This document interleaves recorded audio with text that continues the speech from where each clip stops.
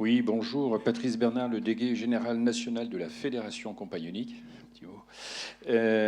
Tout simplement, je reviendrai un petit peu en arrière sur vos propos, notamment sur les démarches administratives, et vous avez souhaité effectivement qu'elles soient régulières auprès des OPCO futurs. Par contre, je suis à la troisième intervention, ça me permet de voir un peu ce qui se passe dans l'évolution des textes. Et on nous a déjà informé que le CFA va avoir une déclaration comme de la formation continue, un organisme de formation continue, et se devra donc administrativement de respecter ces règles.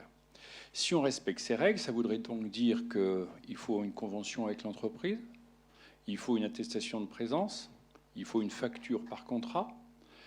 On en est où avec ça? Parce que là, c'est quand même une sacrée démarche administrative qui est bien différente d'aujourd'hui. Et est-ce que les réflexions ont été menées dans ce sens-là? Merci.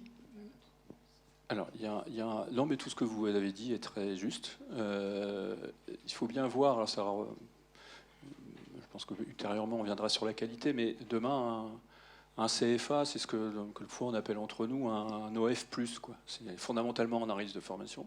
Et puis, il a certaines spécificités, parce que l'apprentissage a des spécificités, notamment, par exemple, sur l'accompagnement des jeunes.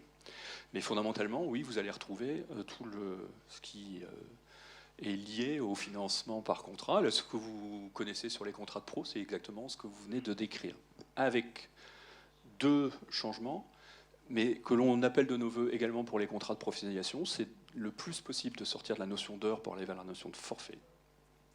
Et le corollaire de ça, c'est la notion de preuve. C'est-à-dire qu'on n'est pas obligé d'aller sur l'attestation de présence, etc. Et les textes sont, je dirais, ce point de vue assez, voire très souple, mais c'est ça qu'on doit préciser. Donc ce qu'on veut, du coup, pour simplifier les choses, encore une fois, que tous les OPCO aient les mêmes process et ne vous demandent pas des pièces différentes. Ça, vous sachez, quel que soit votre interlocuteur, c'est ça.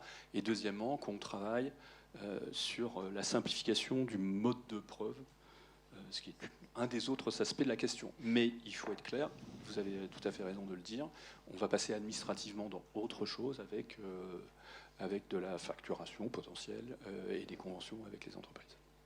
Même s'il signe un contrat d'apprentissage qui est financé par un OPCO derrière. C'est-à-dire que la convention de prestation de formation est obligatoire. Alors, on est en train de travailler là-dessus. C'est qu'est-ce qu'on appelle une convention de formation? Il y a plusieurs choses. Là, on précisera les choses ultérieurement. Mais... D'accord, ok. Est-ce qu'il y a une autre question dans la salle? Mais dites-vous une chose, c'est que sur ces aspects-là, on sera très très proche du fonctionnement du contrat de professionnalisation.